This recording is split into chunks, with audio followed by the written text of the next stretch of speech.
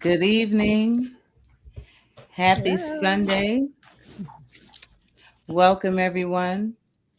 Today is April 2nd. We are into the second quarter of 2023.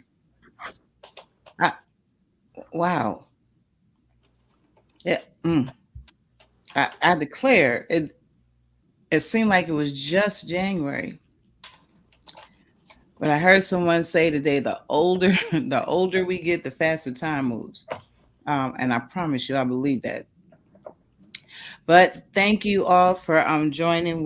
Welcome to uh, our podcast.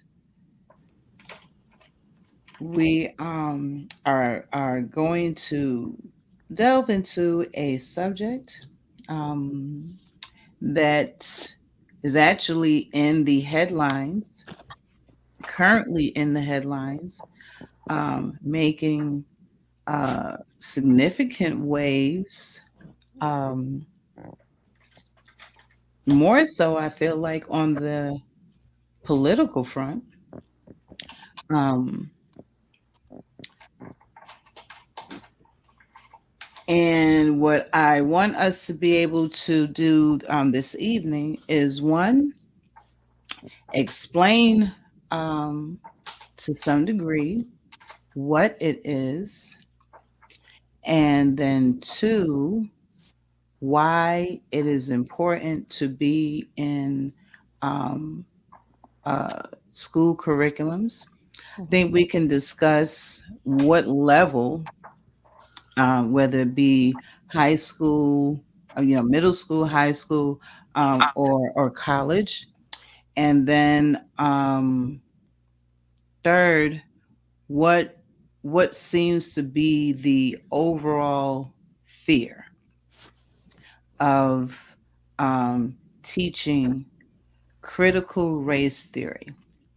So that I don't have to always say critical race theory, or we're gonna call it CRT. um, just to say it quickly. But who I have here tonight. So first of all, our host is our co-host is here, as you can see on screen. I'm not quite sure what he's doing right now, but welcome, Paris. Thank you for having me. No. And why is your camera not on? You can't see me? I Mhm. cannot. Oh shucks. Hold on. But while you figure and work that out, we're gonna move on. And then I'm so excited to have a very dear friend. Her name is Rose Ling. And when I see her, I always say her whole name because I just like the way it rolls off my tongue. Um, uh, I asked her to join us in this conversation because a couple of years ago, and so she don't know why I I asked her. Um, she kind of does, but she kind of doesn't. But a couple of years ago, you were teaching a class. I think it was apologetics. Mhm. Hmm. And I listened to you in that class, and I realized the wealth of knowledge that you had as it pertained to um, people of color. But I did also know it wasn't necessarily limited to just people of color. I could tell that you have done some significant studying, and so now I know a ton of people who uh, could definitely lend to this conversation, and I wish well, I actually could have like a full blown panel discussion. Mm-hmm. I am definitely in thinking that this is not a 1 hour conversation, but nonetheless, we're gonna jump out there and see how much we can get accomplished in this hour. Okay. And I actually would love to have a panel discussion. There's two men off the top of my head who I would just love to have join in this conversation. And so I'm going to be working to see to check on their availability because I think that they bring great things to the table. Mm-hmm.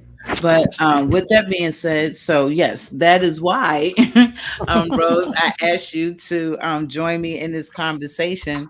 Because I believe that you will be able to educate us fairly well on this topic, um, and be able to have this discussion because again, like I said, it is in our headlines. Mm-hmm. um there seems to be a rippling effect going across the country. um is being made to appear controversial, and so we want to talk about why that is. uh and so yeah. So I so last time we got together, I was having audio video issues with trying to share a YouTube video, but doggone it, I got it. You got it. So I am going to share this video. I see that Dantia has joined us. Welcome, Dantia. She's so faithful. I just love her. And look, and for those who are also watching, please join me in wishing that lovely queen a very, very happy Yay! birthday today. It is Dantia's Yay! birthday. It's your birthday. It's your It's your birthday. birthday. Go Tia. It's your Go to birthday. She says so loud. So yeah. So without further ado, I'm going to go ahead and share my screen. And so, really quick, this video, like I said, is 2 minute video, but it will give us a basis to build upon. It basically is going to be explaining what critical race theory is, the concept and or idea or theory that it is, and then from there we'll build out our conversation as to how it impacts all of us. So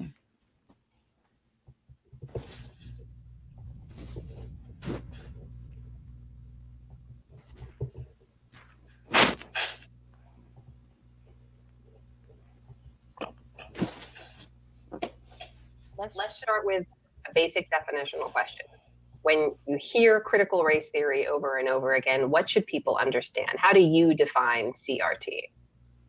So I first want to just make a distinction between CRT, which is a theoretical framework that I learned in graduate school or and read about in graduate school versus teaching about race and racism in American history critically.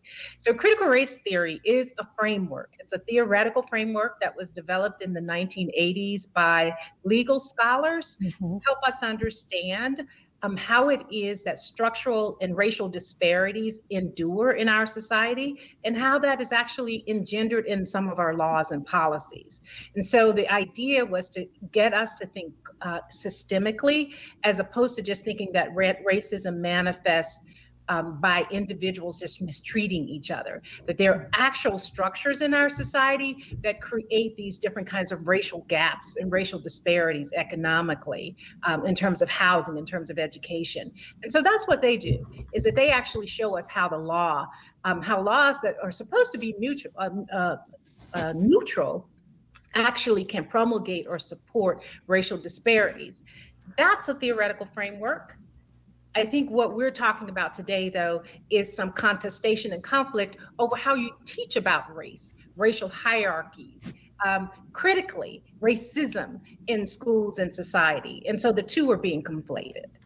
And so when you hear people talking repeatedly about critical race theory, what is your thought? Well, I hear people talking about critical race theory. I see that as a straw man for many communities, politicians particularly, trying to shape the knowledge base and what we teach students. I think that there is some fear about raising consciousness about structural inequality, about structural racism, because it does implicate many of our practices in our society. It indicates what we would have to do differently in government. And some of that is ideological in terms of there's a lot of resistance to how we do things to be fairer and more just in our society. So there are a number of I read a really good article just yesterday in the New Yorker about the origins of this conflict and who's behind it, and it's a concerted effort by many on the right to mitigate the extent to which we really augment and increase the understanding of racism in our society. So, so with that being said, I sent this video to our co-host Paris, and we spoke about it earlier today. And he said that he wasn't really sure. He still didn't have clarity as to what CRT was. So, Paris, Yes. hearing it again, do you have a better understanding? Well, yeah, I do have a better understanding now that me and you had a separate conversation about it. Hmm. Um, so yeah, I'm aware. Hmm. So, so listening to that video, Hmm. um, does it uh, based on what of the definition given in the video, uh, do you see a need for this to be taught in our school systems? Uh, Absolutely, because it's the history, you know. Mhm. Don't have to tell the history. People gonna feel away. I mean, it really doesn't matter because I feel like black people gonna tell their story regardless, even if you don't uh put it in the schools. If you take it out the schools, I'm sure black people as a whole will take it upon themselves to make sure they educate their child about what is missing, and we would also explain to them that it was once upon a time in schools, but now they're trying to control you by taking it out of the schools.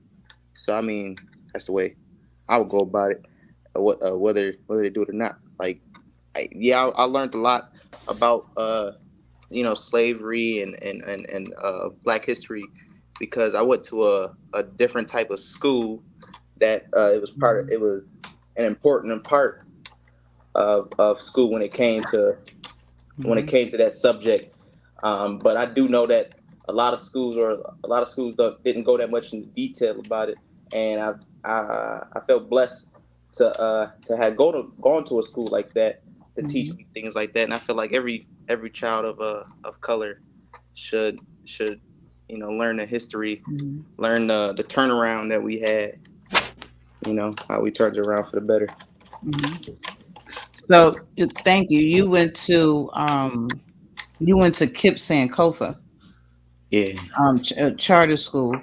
That school was in Buffalo, New York, and actually the principal of that school, uh, we were at once upon a time we were line sisters. However, I didn't cross because I didn't cross. That's a whole nother conversation.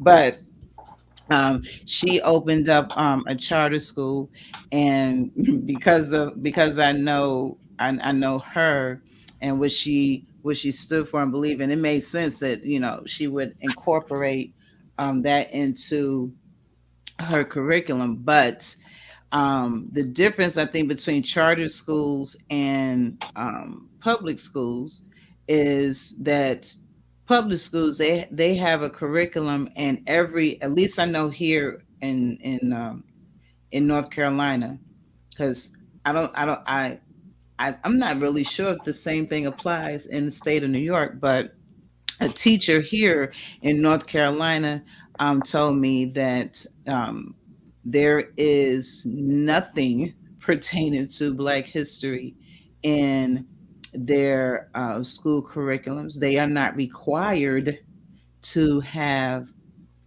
anything in their curriculums as it pertains to Black history. And how that even came up in conversation is that because I asked her about Black History Month, and she was like,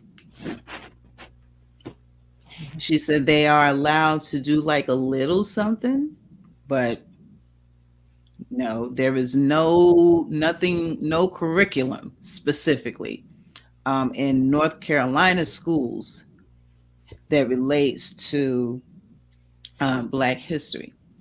So, Rose, Mhm. let me ask you, um, from what you know and understand about CRT, do you feel like it has a place in our school systems? I think what we're, as the professor was stating in the video, she said there is a conflagration about the what critical race theory is and then the teaching of it. Those are two different things, actually. So, critical race Mhm. theory, in and of itself, is a scientific research theory. It is. It's not about. It's not even about teaching anything, but it's about the study of how this country, in particular, basically has built its wealth and at the same time denied wealth to certain segments of the population based on policies, structures, institutionalized racism, basically. And Mhm. it is all, and all critical race theory is in and of itself the truest, clearest definition is just how racism, which is a social construct, there's nothing scientific about it, how this made up construct has underlined and undergirded just about every single law, everything that Mhm. we do in this society, from schooling, from education to government to laws to any and every institution in this country is Mhm. undergirded in some way, shape, form, or fashion by racism, race and racism, Mhm. and how that is carried over, just even up into this very moment. So, because we're talking about Mhm. how we're now understanding the economic wealth gap between whites and people of color, primarily African Americans. Mhm. It's also talking about the systemic policies that are embedded in just about every aspect of our society, Right. be it education, be it government, be it finance, be it employment. Everything somehow, some way, shape, form, or fashion is undergirded by or has some sort of element, be it subtle or even blunt and direct and very open about it, based on racism. So, critical race theory is just people looking at, because initially the whole theory behind the research got some of its legging under the civil rights movement. And Mhm. one of the things I'd say, just as a sidebar, one of the things that was on Martin Luther King's agenda, yes, he was pushing for civil rights, but he understood the power, economic power, oftentimes could override any civil rights, in the sense that it was much more equal footing if everybody had a hand in pulling themselves up and being able to take care of Mhm. themselves and fit for themselves.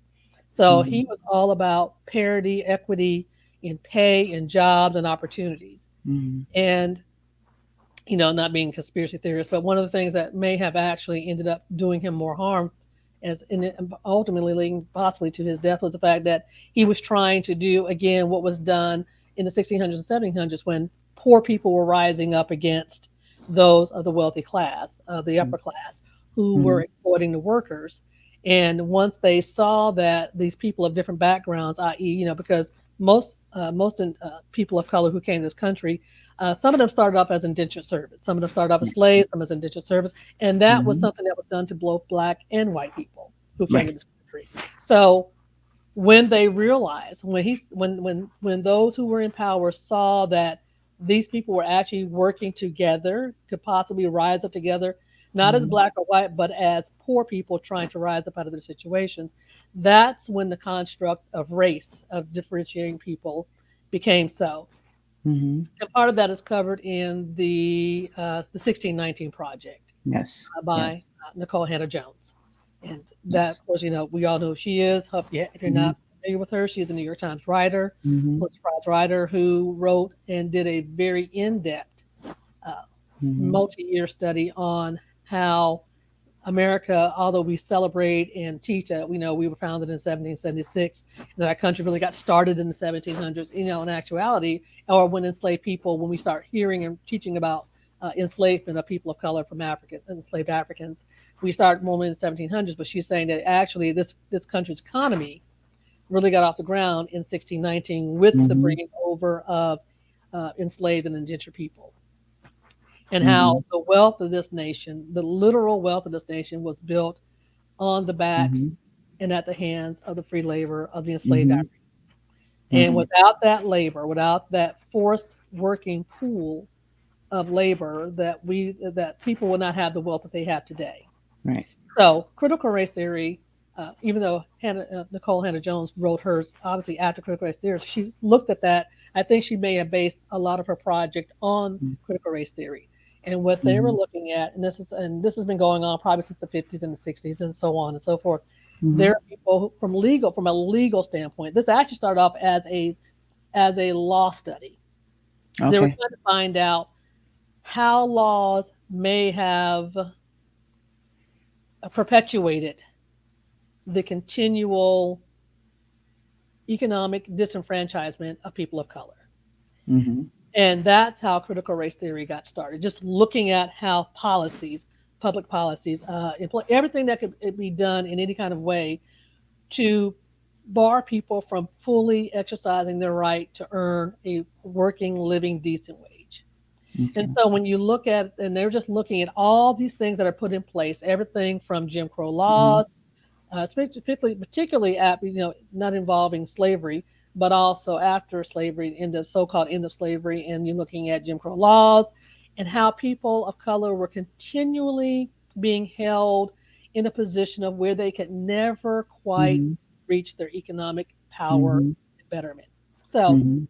after looking at all of that, they decided, this is, there has to be, what's holding this thing in place, what's keeping people from rising above where they are. And Mhm. that's when they started looking at laws. So one of the things because my dad was in the military, he had GI Bill benefits. Now, Mhm. when we bought our house, and my parents bought their house in the 70s, yes, he was able to use his GI Bill rights and whatnot. But most people don't realize that after World War II and the GI Bill came into existence, which basically allowed those who fought in the world wars to, once they returned, they Mhm. realized, people realized, okay, they're going to need something to, they're going to be able to help build this country. We've been stagnated in our economic progression because of the war, but now we want to make sure that when people come back, that they didn't fight, that they did not fight a lost cause, that they had to, we're going to make it worth their while. So the GI Bill basically granted education funding, everything from education funding to housing funding to work programs to help Mhm. those who were transitioning from the military and from war back into civilian life. Mhm. Well, that was all great. Unfortunately, it Mhm. did not apply to people of color. So you had a lot of black servicemen and women who were Mhm. never able to benefit from the GI Bill. So what they would do Mhm. is everybody would always disqualify because of where they lived, Mhm. which now goes Mhm. into the redlining, which is now part of the Mhm. banking industry. So it Mhm. was a Mhm. ripple effect of how one policy was now affecting other policies and now Mhm. affecting every other aspect of your life. And that kept you from going to college and getting it paid for.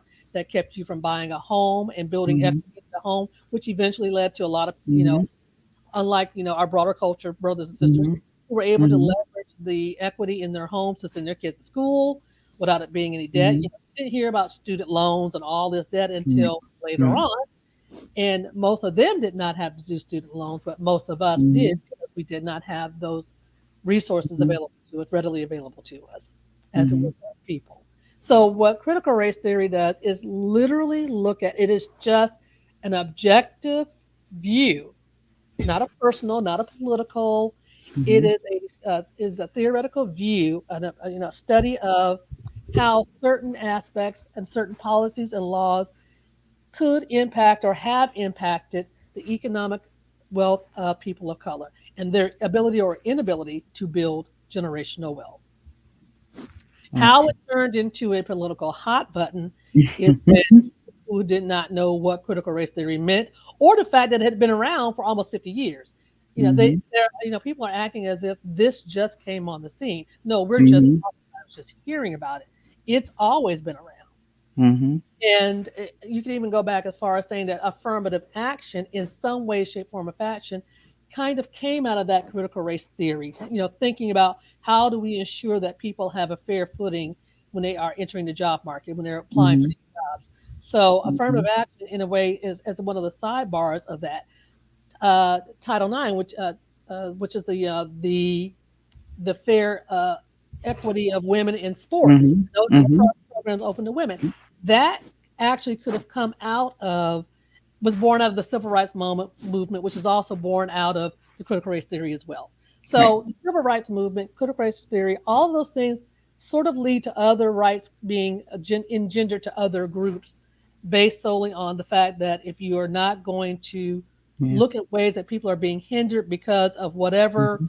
someone else deems is not like the norm Mhm. or is not part of the broader culture, then that is what Mhm. critical race theory was looking at. And that's how a lot of groups have been Mhm. benefiting from the actions of the civil rights movement and Mhm. things such as critical race theory, if that makes any Mhm. sense. Yes. Yes. Yes. Thank you. Thank you for that for clarifying what it is, because now that causes me to think about how that the argument is Mhm. the argument is not right. Yeah, right. And So. that Yeah, because you've seen now, so it's now become this political hot button. It is now Mhm. being tossed around Mhm. so flippantly, and people act as if they know what it means. Right. What it is versus what's being told or being shared with Mhm. people or being Mhm. conveyed is, critical race Mhm. theory was just that, a study of how laws, Mhm. institutions, racism have Mhm. been institutionalized within our society and how it's Mhm. affecting people and their ability to build wealth. That's what critical Mhm. race theory is. Mhm. How it's being used is we're trying to divide people up by color and by black and white and make white people feel guilty for the benefits and the blessings that they have. And we Mhm. don't want to teach that because it's just going to cause division instead of bringing people together. That's how it's being presented. That's Right. not what it means. Right. Right. And there are just people, and there are people who don't understand it. So the fear of the truth of critical race theory being expressed or even being shared or even being taught. Now how it's taught, that's a different story. Mhm. I'm not an educator. I don't play one on TV, so I'm not really sure exactly how Mhm. you would teach it without people being uncomfortable.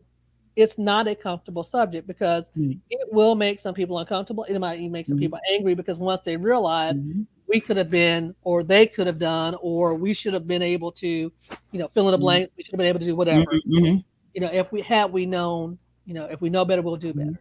Right. And the thing about critical race theory is this it's never been a time when given the opportunity that people of color have not been economically stable and sometimes even wealthy, self-maintained. But that was to the detriment of the broader Mhm. culture because once they Mhm. realized that people of color don't need them to live, that they can Mhm. build their own wealth, their own systems, and Mhm. maintain their own livelihoods, then that to other people is a threat. And Mhm. so that's where, if you talk about, I was looking at the different types of economic race riots that took place back in the early Mhm. 1900s. Of course, the most famous one being the Tulsa race Right. riot, or I should say, better yet, a better name is the Tulsa Race Massacre. Mm-hmm. because it wasn't a riot. It was not started by Mm-hmm. blacks. It was started by people who were Mm-hmm. angry, and they used and they weaponized.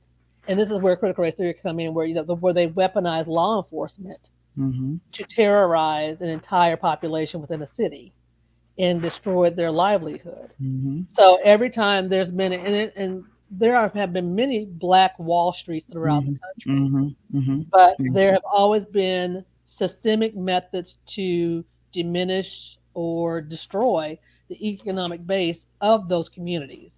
So that could be anything Mm-hmm. from, as I say, with the race massacre.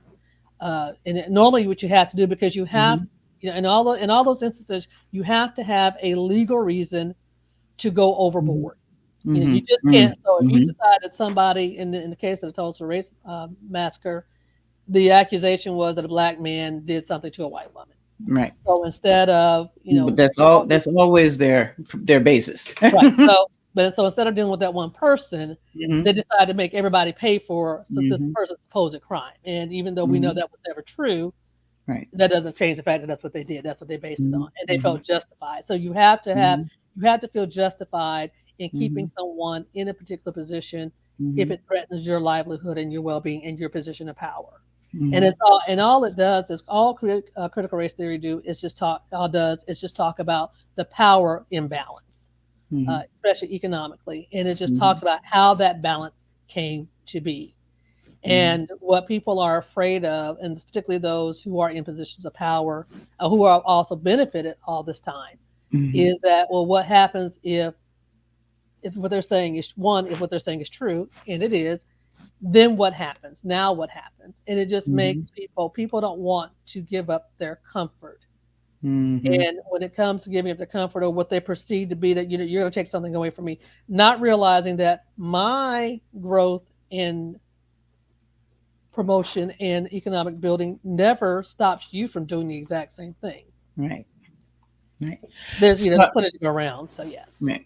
So what I'm thinking is that again, there's actually two separate issues here. So with regards to um, CRT, so like one of my questions was,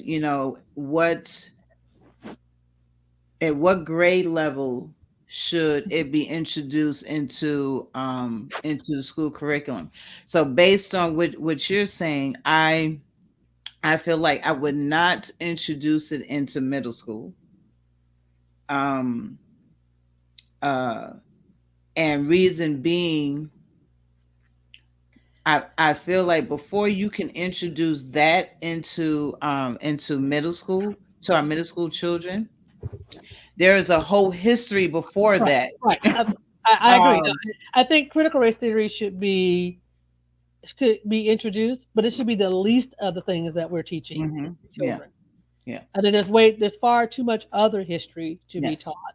And I yes. think even what we do teach needs to be adjusted and shown Mhm, that and like, for instance, I try to think about any time I ever heard of any Native Americans being taught in history class.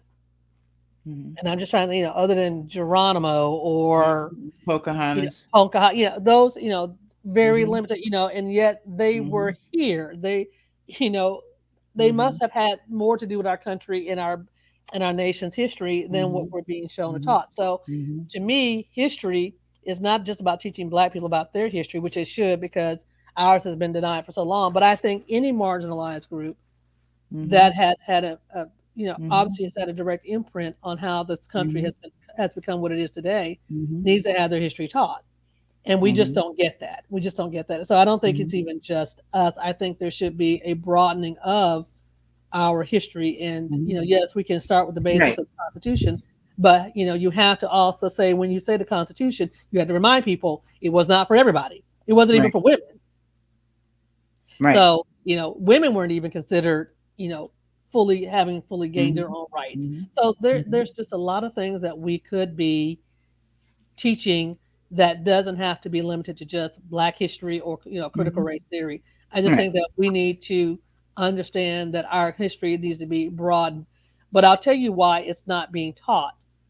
And one Mhm. basic reason is because all testing, be it for, uh, just think about all the tests that you have to take. If you, for instance, if you want to go into college, none of that stuff would be on this test.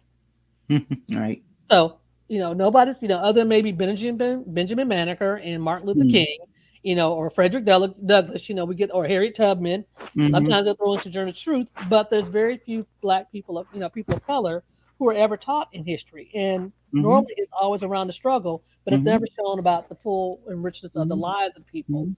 who lived Right. during that time. So, Right. and So we have to fit that in. So I think that because our whole system has been set up, even in the testing that we do, none of it has that information. So it's mhm. almost like, what for a teacher, why would I teach something that they cannot, that's not Mhm. going to carry them any further than where I'm teaching them right Mhm. now? Knowledge Right. is power, but they don't see the value of that, Right. and they're not going to change it just because it's the right thing to do. It has to Mm. be economically feasible, and that's when I realized that when people want change, there has to be a dollar sign. There has to be money attached to it. It has to be financially, fiscally responsible for them to do that. Otherwise, they wouldn't do any of it at all. Well, so this technically gonna be a sidebar because it's not really to the subject, but I've come to the conclusion that the only way anything ever changes, period, Hmm. is if it impacts The our bottom line, lighter skinned cousins. yes. So if there's no detriment to them, it will stay the same. But that's a whole nother conversation. Well, But I so hey, with Felicia. that being said, I feel like we are up in arms, Hmm. specifically black people, because I heard a conversation. It was Roland Martin, and I don't remember the woman's name. She's part of some organization in the state of Florida. But the conversation was a year ago that they were talking, and they were having a conversation about critical race theory, Hmm. and um, she was under the impression, she believed wholeheartedly, that critical race theory was teaching racism. Right. So that the And that level and that's the of message that's the message ignorance. that's being put out. Well, that's the message that's being put out about Mhm, critical race theory as well as 1619 project. mhm. But so people of color are so they're up in arms about it. I think, one, because you have groups who have achieved a certain status, and they're comfortable in their status, and so they don't want other people of color to do anything that would threaten their status. So it's like, oh, those are the people who said that racism doesn't exist, Hmm. or you know we've come so far. This is not back in the 60s. We've gotten this and we've gotten that. Just leave so well enough alone. Hmm. Honestly, I feel like what we need to be up in arms about, and really having a rather significant conversation about, is simply this. You have a course. So when I was in middle school or in junior high school, I had social studies. Actually, social Hmm. studies started like way before that. Hmm. So we had social studies from, let's say, from grammar school into junior high school, um evolved into history. um but it was history. So it was like world history. So you like Hmm. had world history, and then you had American history. Hmm. um we'll leave world history out of the conversation. How everyone, um not just black people, but every person of color should have an issue with how American history is taught, period. Mhm. because how do you tell a story and leave pieces out of the story? Mhm. You major pieces, like you nobody really, they don't teach why exactly the Civil War started. Mhm. um and so I feel like um as people of color, and it doesn't matter whether I got children in school or not. Bottom line, because it was done to me, it was done to you, it was done to my mother. We don't know our history. So I mean, to be quite honest, critical race theory, and the financial implications, Mhm. yes, that needs to be, it absolutely needs to be taught. I would say maybe on a higher level, like, in college, what Mhm. have you. But right now, between kindergarten and 12th grade, there's a whole segment that, those 12 years of school, they need, if you're going to teach American history, if you're going to, first of all, if you're going to leave children back in school, and make a repeat because they didn't pass social studies, then I'm gonna need you to teach all of it. Mhm.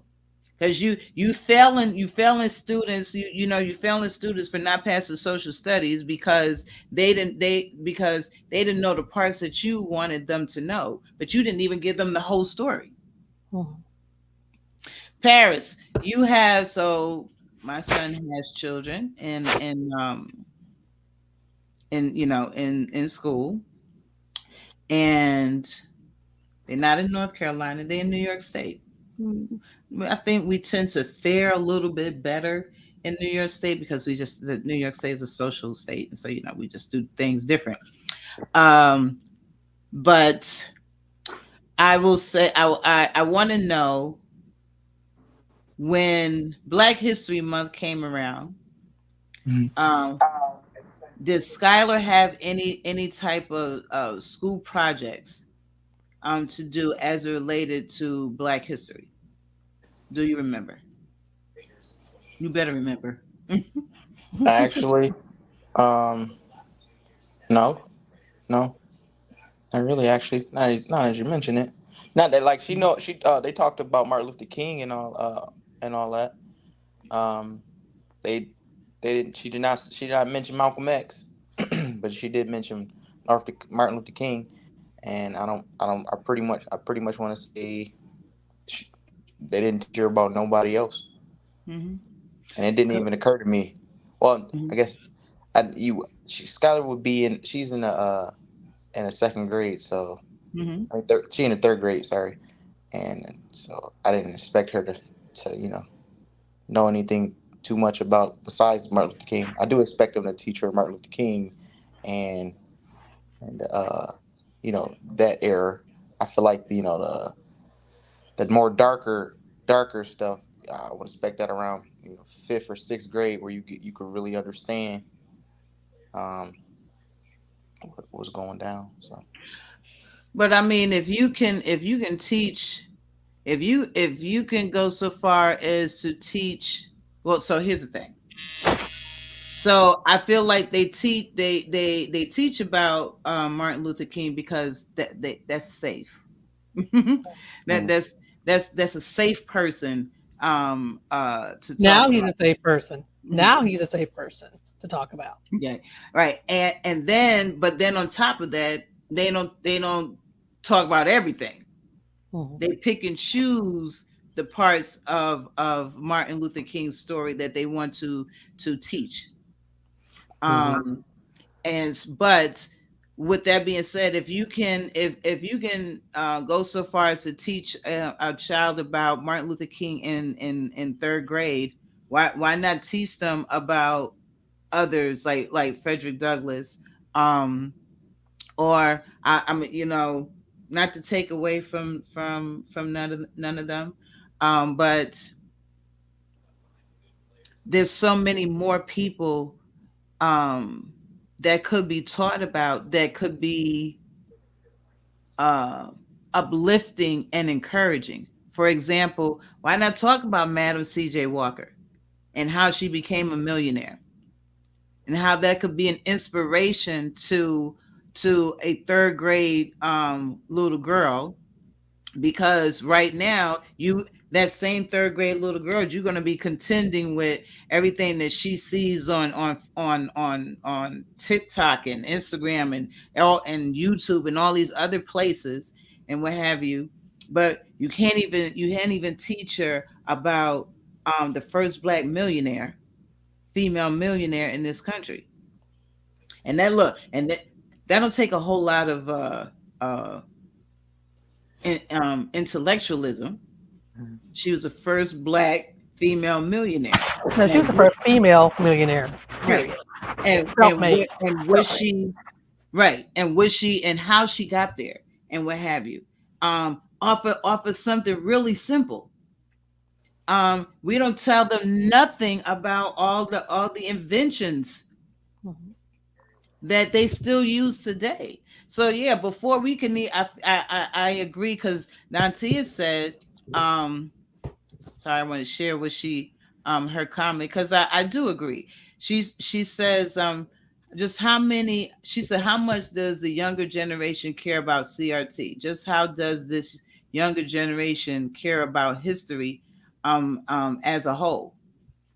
Well, I don't think the younger generation cares, and not they, well, quite honestly, I don't think they even know what it is. That's number one. But number two, I don't think when we say how much do they know about history, I guess, whose history?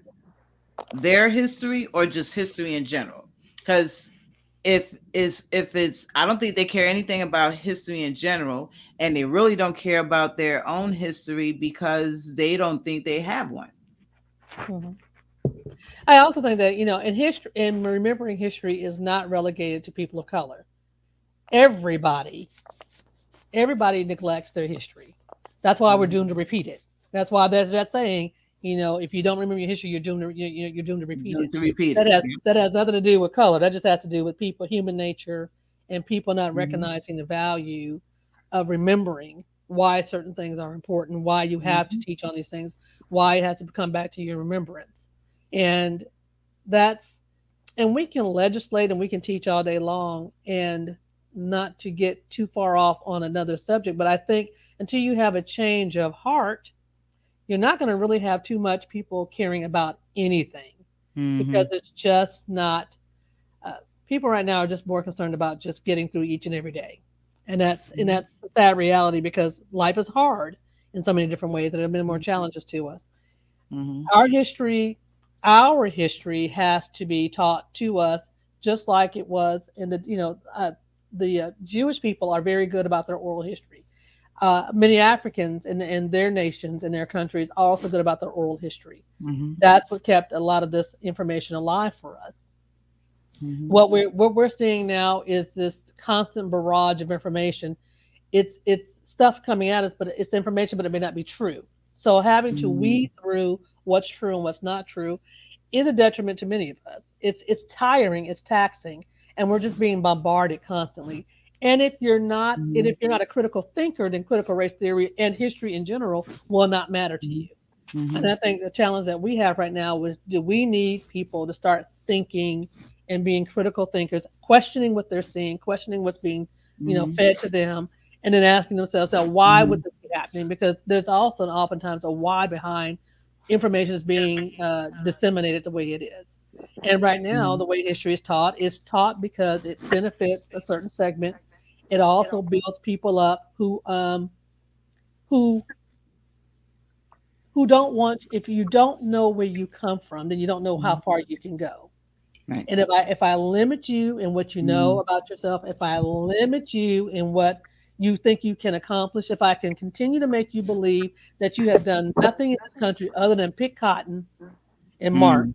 if I can limit your thinking between uh, the Civil War and the civil rights, if I can get you to, if those are only two civils you know in your history, Civil War and civil Mhm. rights, I can limit in what you know that what you're capable of doing.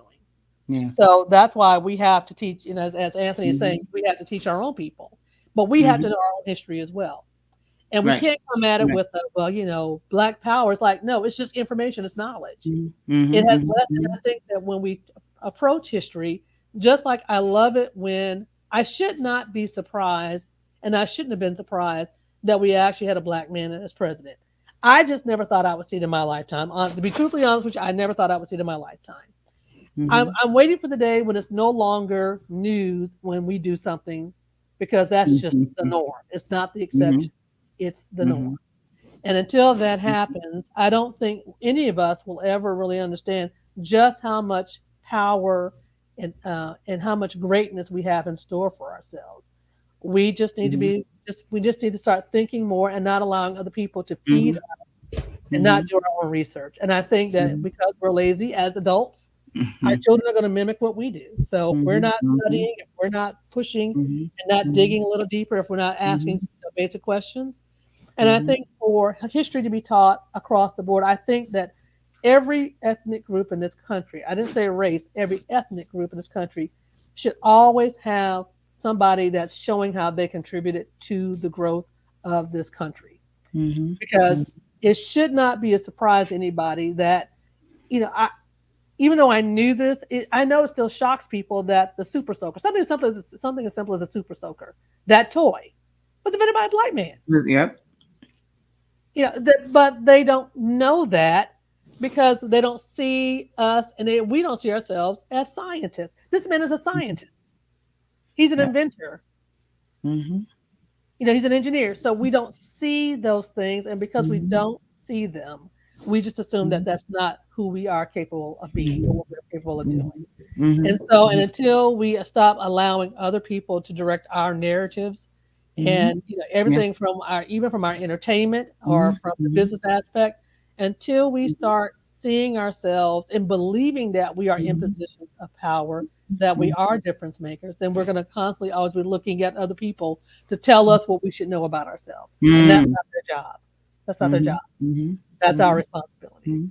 So, So so then so like, then in essence, um, like just even looking at the comments, in essence, I think Vanessa says she was a militant at 7. Like my no, heart. I'm so shocked by that, Vanessa. Like, I'm so um, shocked by that. but so I 100% agree with you with the critical thinkers, and Dantia says she agrees also that we do need more critical thinkers. Mhm. You said something right that struck me, um uh like right now in this space and time. um you can go on YouTube and you can look at one video. Let's say you look at one video that had to do with civil rights. Mhm.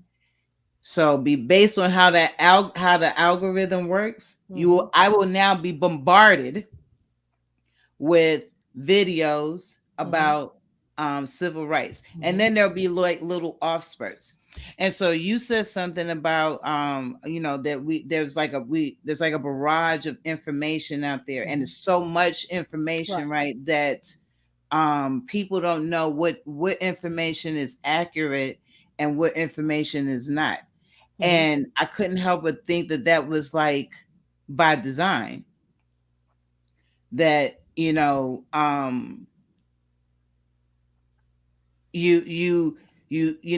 depending on where you are mentally, Mhm. depend on where you are mentally, how you're feeling about a thing, thinking about a thing, and what have you. You can see a video that will speak to this thing that's in you, and you will latch onto it and make it your truth, Mhm. and just run wild with it. Mhm. And it don't even have to be accurate. Mhm. I feel based on this conversation alone, I feel like we are doing people of color are doing themselves a severe disservice. So like Vanessa said, we need to come visit her school. Well, and what in every city there's what maybe one or two charter schools that is not attached to the overall um, board of education curriculum, and so they have the liberty to teach what they want to teach, but they only got so many seats in Mhm. their schools. Mhm. So the rest of us are sending our children and have sent our children to these schools that for all intents and purposes are not teaching them Mhm. really anything. The only thing they really taught them was how to read and how to write, because everything else, right, was inaccurate. Mhm. and and we want them to excel on things, but they don't even have all the information. So it's like, you want your child to do well in science, what Mhm. have you, but there's elements that are missing, because if they knew about various scientists who look just like them, they would be more interested in science. They feel like science is "Oh, that science ain't got nothing to do with me. Chemistry don't have nothing to do with me." We when Vanessa and I, we had a conversation a couple of weeks ago, and we was talking about um what our kids think, Mhm. like, they don't really, they some of them are good in math, but for the most part, we're like, the misnomer is that all the Asian students are good in math, so they don't put forth that effort. Mhm. And so I feel like we're doing ourselves a disservice, because we're arguing about the wrong thing. Right. Like, we get everything is like a smoke screen. We Mhm. arguing about the wrong thing. The thing that we need to be up in arms about is, if you're going to teach history, teach the entire history. And if Right. you can't teach the entire history, then don't teach anything at all. Right. Now, you can't tell half of a story. Mhm. Well, that's just like, Anthony mentioned here about how the Jews make sure that no one else tells their history. They are very, very, they are very Mm-hmm. deliberate in making sure that what their history is definitely their history. They're not going to leave it up to anybody else to do it for them, because they know that, this is so funny. This is a little sidebar. I think about how the Civil War has been positioned in our American history. Mm-hmm. You think about it, we have losers dictating and making it sound like these were people of honor and valor. The losers, the losers were made to look like they fought a glorious, honorable, righteous fight, and they tried to cloak it under the term states' rights. And I had to have this discussion many, many times with some people, and I had to remind them, well, what was, I said, you're absolutely right. They were fighting for states' rights. Mm-hmm. What is the states' right they were fighting for? What right Mm-hmm. were they fighting for? Yep, there's They a were very fighting specific for the right. right to maintain slaves and to keep Mm-hmm. slavery as it is. That's what they were fighting for. So the fact that people Mm-hmm. want to try to cloak it under a different label or a different term Mm-hmm. doesn't change the heart of what the issue is, and Mm-hmm. that is this was about to keep their life and their livelihood exactly the way it is, and not having to pay anybody for the labor they were basically stealing off the backs of Mm-hmm. enslaved Africans. Mm-hmm. So, but when you are conditioned from the womb to the tomb, basically, to believe that you have done little to contribute to society, even though this whole, if you look at this culture, everything pretty much in one way, shape, form, or fashion has our imprint on it, from our music to our clothing to our, to just every aspect of this life is Mm-hmm. due to us in some way, shape, form, or fashion. Mm-hmm. We've always been contributors. Everybody's always contributed, but we've contributed just as much, if not more, Mhm. than Yeah. others. Well, I heard someone say So, that there can be no them without us. right, this country would not be where it is today without us. Mm-hmm. Whether people want to acknowledge that or not, it doesn't change. That's just the truth is the truth. If you had, and my thing is, I wonder how much further along we would be had everybody just been given a chance to do what they do. It's just Mm-hmm. you don't have to. There was enough to go around that nobody was going to be left out. And it would have been quote survival of the fittest, but it's okay. Everybody would have had the opportunity. But when you immediately put people at a disadvantage, when you basically cut off their legs and then tell them to go run this race, Mm-hmm. and you're already a mile down the road, and not only am I a mile behind you, but I also have no legs to run. Then you Mm-hmm. have to ask yourself, how fair is this fight? How fair did you really make this? What opportunities did I have? And that's not to excuse me from trying anyway, because sometimes you have to do things in spite of. Right. I did, I'm the queen of workarounds a lot of times. Like, oh, I can work Mm-hmm. around you. So, don't get that Mm-hmm. twisted. Mm-hmm. But we say that we have all these opportunities to us, but because we like fast and flashy, we tend to miss Mm-hmm. those long-term, long-range goals. Mm-hmm. And also just missing the fact that we can do it, we can do our own things. We can do our own things. And that sometimes frightens people as well, that Mm-hmm. if I ever really understood how much power I had, I think that's what frightens people.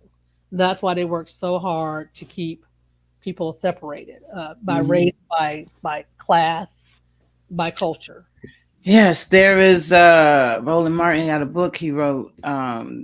He just released it, and I'm going to purchase that book called The Mm-hmm. Browning of America. Mm-hmm. That's why. Um, That's why, and it's so funny because a lot of the political agendas that you see, particularly the far right, has to do with maintaining is a numbers game because yeah. they understand that their numbers are dwindling. Mm-hmm. And their basic fears, and Vanessa said this, and I've said this 1,000 times, they're afraid that if we ever get into power, that we will do to Mm-hmm. them what has been done to us. Mm-hmm. Mm-hmm. And I Mm-hmm. have to remind people, nobody thinking about you. Right. Nobody thinking about you. Well, look, like my look, like my faded white cousin, what's her name? Jane Elliott said that no, that she did an exercise that she had, it was in an auditorium, and she asked, um she said everybody who is black, who if they had an opportunity, um would kill all white people, please stand. And so didn't understand. So then she said, and so it was because it was white woman in the audience who had, she was like, she had said the exact thing, that if they get this power, that they would do the same thing to us that we had done to them. So then Jane Elliott said, for those of you who would just do it to like one or two people, stand. And so a whole bunch of people stood up.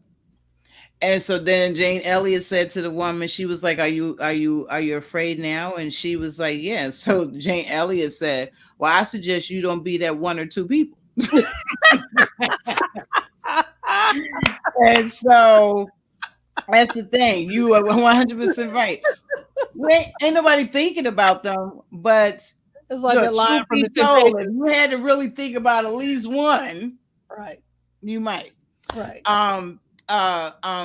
Paris. So as a father raising children, so you hear this dialogue between myself and Rose, and we talking about our school systems and what have you. Your experience in school, and like you just said, now that you think about it, Skylar only, she knows about Martin Luther King, but she doesn't really know anything about anything else. Um, as a parent, because uh, last conversation, I said, because Vanessa was part of the conversation, and Vanessa is, so I Rose, I no longer say teachers. She is an educator. Educator. Right. And so as an educator, I said to her that parents need to be partnering Mm-hmm. with their educators. These men and women, they see your children 6 to 7 hours, 5 days a week. They know your children about as well as you know your children. Right. Right. So when you have an adult that has that much access and exposure to your child, why do you not how do you not have a partner relationship with them in the education of your children? Mm-hmm. You said, how do I not? Yeah. Like, I mean, I don't know if you do or you don't, but I'm saying, that is something for you to think about, because Mhm. I bet if I ask you right now, do you have are you in partnership with your children's teacher? Can you truthfully say yes? Yeah. Skylar, the kids' school got they have an app, Mm-hmm. and the teachers is always on the app telling you about telling you about your child on a daily. They always giving like some daily update on on your child or whatever, or what to expect, what they're supposed to bring home, or and things of that nature. So yeah, uh, my that the school they go to allows us to just simply hop on an app and talk to the teachers, or Mm-hmm. even you can even talk to the principal. You Mm-hmm. talk to all of them on the app. Mm-hmm. So Mm-hmm. yeah, there's yes. I don't know if that's everywhere around Buffalo though. Right. Right. So, and that's the thing, because that school is also a charter school, right? Yes. Hmm. So you got all these charter schools who do it different, Hmm. but it ain't that many of them. Um, and I don't know how easy and or difficult it is, right, for them to operate, because I know once you start getting federal monies, the picture changes. Mm. Right, right, right, Vanessa. That once you start once a charter school starts getting federal money, um, or money from the municipality, things start to change. Um, so that's good then.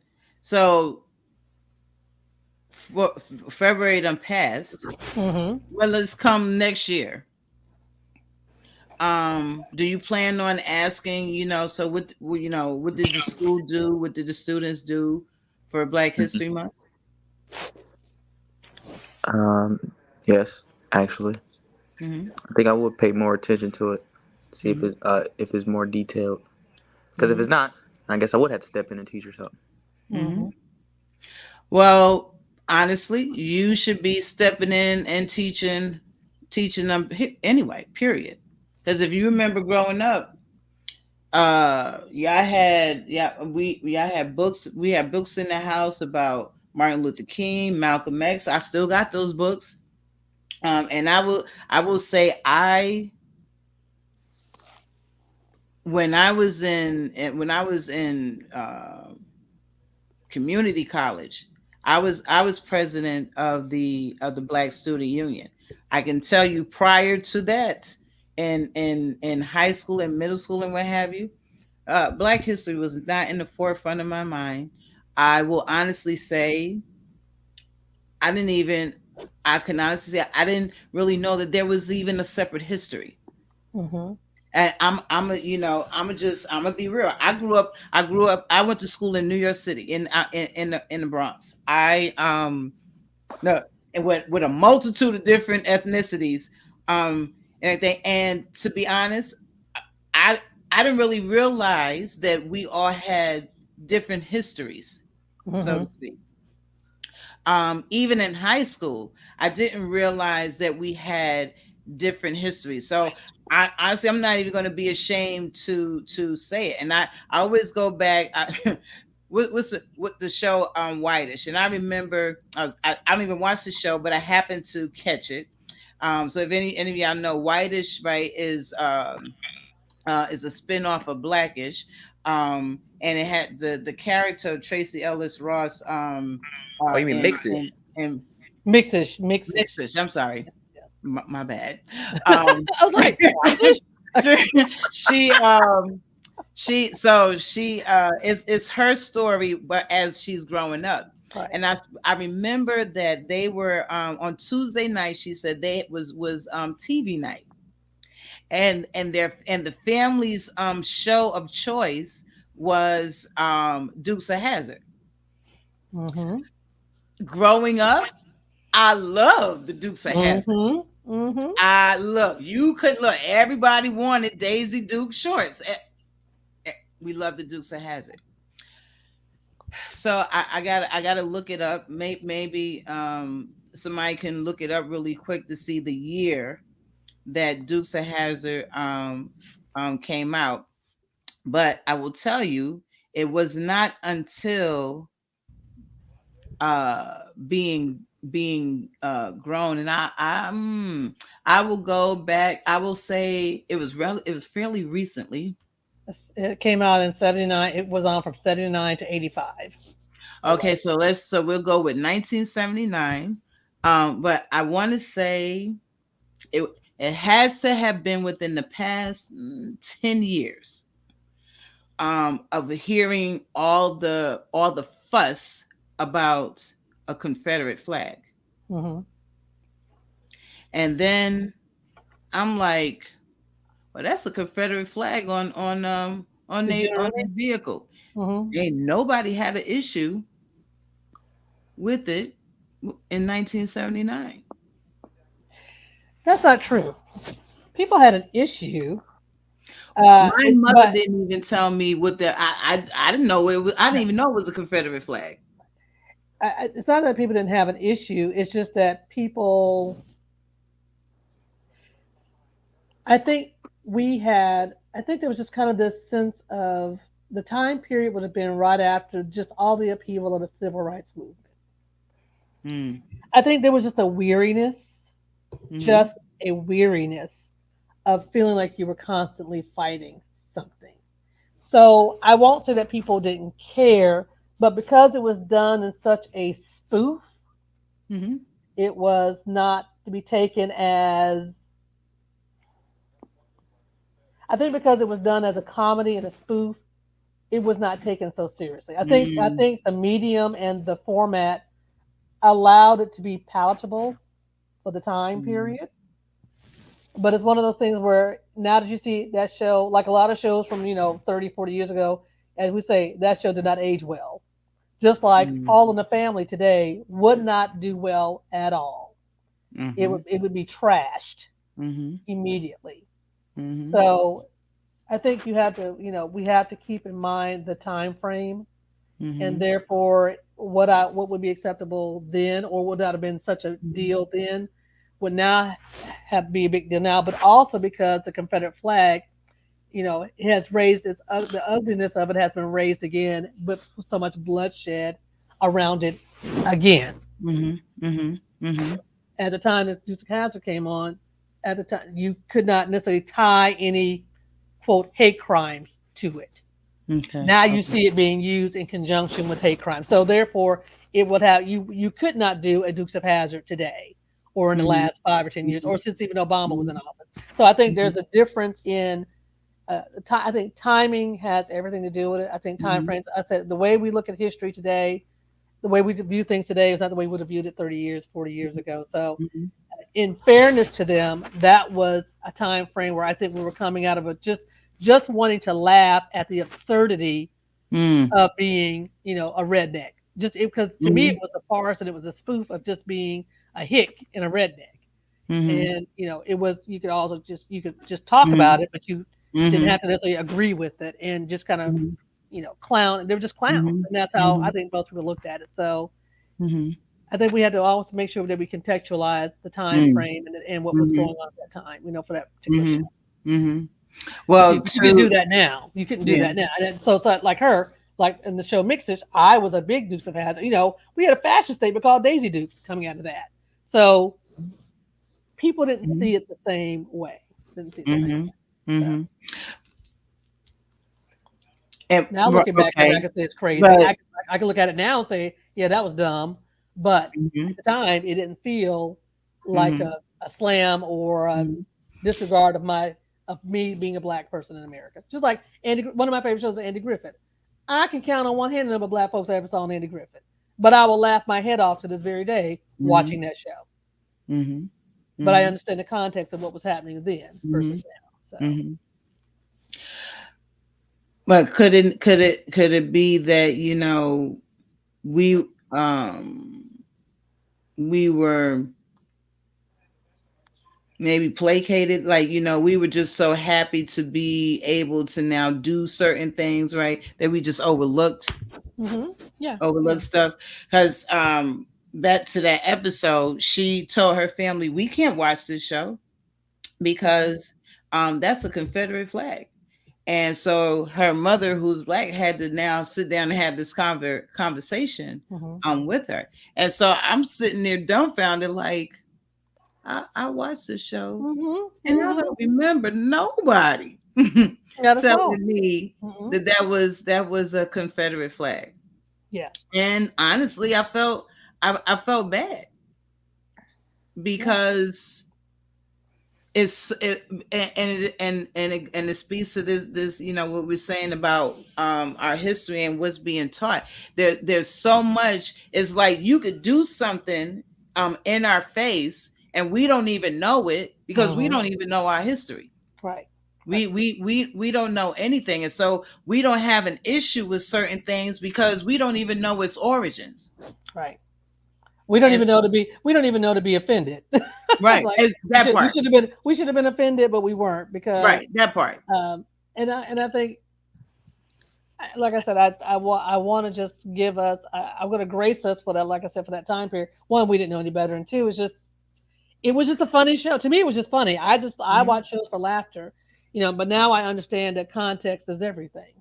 I mhm, can say that now. When you know better, you do better. So mhm, hopefully, mhm, we know better than to watch or to support anything that really is mhm, counter to our own overall benefit mhm. and our Yeah, overall I good. really I really do think that it had to do with all those shows, Mm-hmm. all in the family, and Mm-hmm. all the shows. I do think that there is coming off of the hills of Mm-hmm. off of Right. the heels of the 60s and everything that we went through. We probably was mentally exhausted because I Right. mean, I agree. if I look at my mom, she went to a segregated high school, so how Mm-hmm. you don't know what that flag is on that card, but you never told me. Well, but you also were never taught the significance of that flag. The only flag that you're normally taught about, I know nothing about. right, I didn't know that the right. flag was bad. The only flag I that didn't know mattered was the stars and bars. That's the United States flag, the flag that we've all been taught about. So even in my history books, even though I knew because I live here in the South, I understand the symbolism of that. It was never taught in my school, but I knew exactly what it meant, and that also meant if I saw somebody flying that flag, I also knew what that meant. So we were very much conscious of the Confederate flag here in the South because we knew what that meant. Mhm, This is not safe wherever whatever, and because there's ideology tied to that flag, whether people want to okay. believe it or not. Okay. So if I saw you flying that flag, even to this very day, if I see that flag, I know where I'm going. I know what I need to how to, I need to be prepared. I need to be careful. I need to have eyes in the back of my head because I know the ideology of these people. Right. Right. And so Right. that's what the Right. flag means to me. So in the South, we were much more cognizant of what the flag meant, but people in other parts of the country may not have because it's not taught. That flag is not taught in history. The Civil Mhm, War is mhm, taught in history, but that flag is not taught in history and what it mhm, represented. And if it is, mhm, it is a blurb. mhm, It is a one sentence blurb, and it's so mhm, quickly spoken mhm, that it's gone by before mhm, you even know it. mhm, Yeah, mhm, and mhm, and you're talking about you're right. You're talking about mhm, heritage, and I had to remind people. I said your heritage was literally taking this country and dividing it because you did not want to give up the right to treat human beings as animals. That's your heritage. That's what you're proud of. That is what you're teaching your family. Mm-hmm. But just that's what I'm saying. So you have to make sure that there's always a context to what's being taught. And Mm-hmm. like I said, when you understand the history of Mm-hmm. how history books are even written, Mm-hmm. and how there was and the fact of the matter is that this was not just a Southern thing. This was a nationwide thing. So they were teaching, there were certain things that could only be taught about the Civil War in certain ways. And it didn't matter if you were in the North or the South or the East or the West. It was all going to be taught the same way. And that's why you have namings of parks and army bases and military facilities and installations after people who fought against this country. These people were traitors. Mm-hmm. They were traitors. They were treasonous. They were anarchists. They literally tried to overthrow the government, and they are now being treated as if they're. Right. But you are erecting statues to Mm-hmm. people who are traitors to their own country. Mm-hmm. Mm. So Make that that's make like make that so make sense. so that would be like some of those people who they convicted over the January 6th Yeah, riots. At right. some point in time, they may possibly have statues somewhere. Or so the equivalent of that is like if the Jews put up a statue of Adolf Hitler and saying, well, that's just a part of our history. No, that's not a part of it. Yeah, it might be a part of history, but you don't have to sit there and glorify it and give it Mm-hmm. honor and due respect. They were Mm-hmm. losers. Oh They yeah. were absolute losers. And the fact that No, we the are Jews or the honoring, Germans. not even the Germans, I'm talking about the civil rights, the Southerners, the No, but I'm rebels. saying Yes, if and to the yes, example that you use, yes. Jews the and not the, Germans. the Jews and Germans were, Germans. yeah, that Yes, would be like the Jews putting up that, yeah, yes, I mean the exactly. Germans putting up a Yes, statue. Mm-hmm. yeah. Yeah. And nowhere else in anybody's history does the loser dictate the narrative. Only in America would that happen. Only in America would you let the loser dictate the narrative. But Mm-hmm. because they all had the same mindset, didn't matter what side of the war you were on. The bottom line is we have to maintain our position of power, and Mm-hmm. that was going to benefit both sides. That's why it has taken us this long to get to where we are in this country as far as Mm-hmm. civil rights, economic rights, Mm-hmm. all those, or Mm-hmm. economic empowerment. That's why it's Mm-hmm. taking so long because there's still this mindset that we can't let them, them and they, as Pastor talked about, them, they, we can't let them get ahead anywhere. So Mm-hmm. it's that same Mm-hmm. mindset, same Mm-hmm. mindset. Mm-hmm. Yeah. Paris. So with all this being said, we're gonna step away from critical race theory and just Mhm. and speak of history in general. Um, everybody history. What is Mhm. as a parent who you got little kids coming up, and they got a lot of grades ahead of them.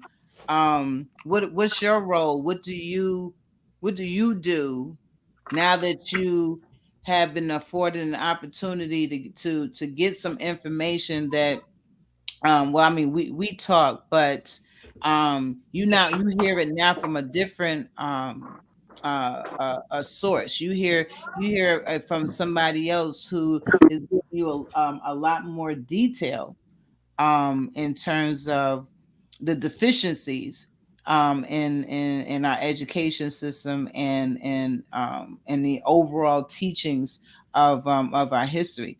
You said that if they don't do nothing next year, then you're gonna have to step in. But bottom line is they're not doing nothing. Period. Mhm. Whether it be in February, March, April, they they are not they're not um doing their part. And so you, as a parent, what is your role? What are you gonna do? Um, well, like I said, if they don't teach it in schools, I am well aware of history. I would say that favorite subject is history, so I wouldn't sugarcoat it for my children. I would give it to them the same way it was given to me. Mm-hmm. Um, I have no problem. I would teach.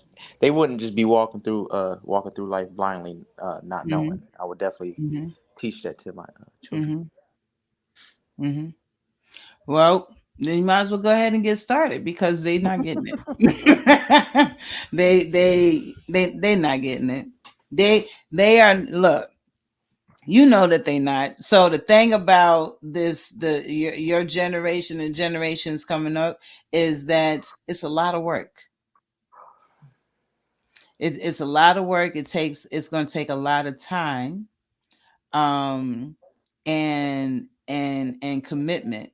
And like Rose said earlier in the conversation, when you don't know your history, you are doomed to repeat it. So the lack of educating our children right now Mhm. suggests that there's a great possibility that slavery could be instituted, and we wouldn't even know how and or why, because we don't even know how it started. Mhm. So it makes me think of that movie with was it Janelle Monae, and they was on a they she got kidnapped, and they made her a slave, but it was now, it was current. Like, you got people out there who actually think like that. Mhm. You got people out there who actually are actually doing that. um I think my cousin found an article, is I want to say in the 80s, 1980s, something. um there was a town, they had slaves, and we trying to figure out, well, how does that happen? um it's deep, it's really deep, but they were slaves. Mhm.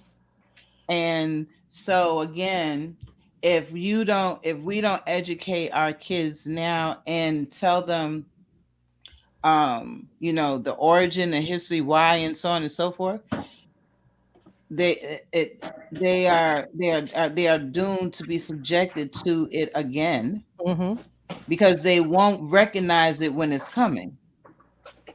The purpose of educating them is to not for them to be all up in arms and go out there and trying to kill nobody. You want to educate them so that you can recognize when you see it coming again, trying to come out again. Vanessa said, Paris, give them an in-home summer intensive on Black history. you Mhm. Okay. you said okay. You ain't gonna do it. Huh? You ain't gonna do it. Look. Yeah. You All ain't my, gonna do all it. my all my Black History stuff came. Well, it wasn't necessarily. No, I take they were punishments, but in the end, they didn't turn out as punishments. And what? I'm just saying What are you saying? that I was happy I sat down and did those. You don't remember those them assignments I had to do because I wasn't doing right in school. Mm-hmm. That was it was around the same time frame too. I had to do a essay a day about different little Black History topics, and I Mm-hmm. have to remember all those Mm-hmm. assignments. Mm-hmm. Mhm. Yeah, Vanessa said they made. Yeah, I forget what's the name of that movie. Because then you watched that movie Paris with Kiki Palmer and Common. Kiki Palmer and Common. And she was a slave. Oh no, I didn't watch that. I know what you're Oh, talking about, but I didn't watch it. but I saw a documentary, and it was like 1985, was like they found these people, and they were slaves, and I was so floored. I watched the entire documentary with my mouth hanging to the floor. Matter of fact, Vanessa was the one told me about that documentary. But anyway, Rose, you Mhm. you are amazing. Oh. I thank you so Oh. much for everything that you have brought to this conversation. I think that we can end it with just this one episode. I don't think it's necessary to belabor this subject, because honestly, I'm feeling like uh, critical race theory is. I mean, it has its own set of issues, but Let me just say this: a critical race theory, in and of itself, again, I think that it is not the problem. It right. is Okay. just, and I would beseech everyone to just read up on it. Just and it's just Mhm. and like I said, it's just basically it's a very it can be very dry and boring because it's a theory. It's a research paper, and it's Mhm. just talking about all the different and it's almost like a legal brief in some ways. So Mhm. it's Mhm. not going to be a riveting novel. It is Mhm. just Mhm. Mhm. information. But I think that Mhm. everybody would need to at least read it for themselves, research it for themselves, Mhm. and just Mhm. actually pull up the. And there are several different research art papers on it, but all under the title critical race theory because many people were working on it and many people were working on different aspects of it. Some people were Mhm. working on the legal aspect of it. Some people were working on the financial aspect of it. Mhm. But all in all, it just talks about how these two things, how laws and policies affected the finances Mhm. of a Mhm. segment of the Mhm. population. Mhm. Mhm. And it just so happens that, and I don't think they necessarily went out to prove that black people were the ones who were the target. It just so happens that all the evidence weighed out that we were the ones who Mhm. were most affected by it. Mhm. Mhm. So it was, Right. it was So I take it back. I won't say that that it's not the problem because it absolutely has right, a place, right, right. but I feel like you can't go and address critical race theory Right, without knowing your history. right, right. And so yeah, so it's yes, I don't mean to say that um that it doesn't Mhm, have an impact. It absolutely mhm, does. But um that it would be like what's the name, putting a horse before the carriage mhm. by uh Right. For the horse, studying yeah, that right. without knowing Study your history, right, right, knowing everything else. right. But it is absolutely relevant Mhm, because it does it it it sheds light to mhm, the financial construct mhm, of this country mhm, and why it is. And with that knowledge, I do think that it will open the doors and the eyes of people, mhm, especially people of color, um, that you can have. mhm, Um, that this is this is not written in stone. You can have, um, and probably can have more. So, but nonetheless, I sincerely appreciate you. Thank you for This having was me. absolutely a riveting conversation. I've learned so much from you, and so I thank you very much. Paris, Yep. you have any closing remarks? Uh, you know me. I don't say too much, but yeah, this was actually pleasant. It It was pleasant. It was was pleasant. educational. It was, yeah, educational because Mhm. Well, that's good. I feel like if you walk away with a little bit of knowledge, then we did our parts. Mhm, Um, and I like I've always said this is not my lecture. This is this is my a conversation. I'm learning just as much as you are because I got questions. mhm. I got questions, and I absolutely do not have all the answers, but I'm willing to have a conversation about it.